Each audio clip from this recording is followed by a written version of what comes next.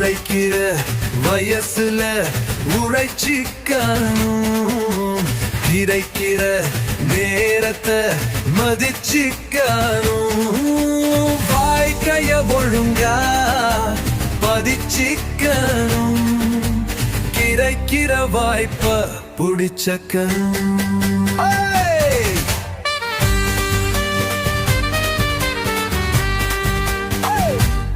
வறுமையில அதினால் சகிச்சுக்க தோழா, பொறுமையே ஆயுதம் பழகிக்க தோழா, உனக்கென காலம் வரும் வரை தோழா, முயற்சியை என்றும் தொடர்ந்திடு தோழா. வறுமையில் வாழினால் சகிச்சுக்க தோழா, பொறுமையில் ஆயுதம் பழகிக்க தோழா, உனக்கென காலம் வரும் வரை தோழா, முயற்சி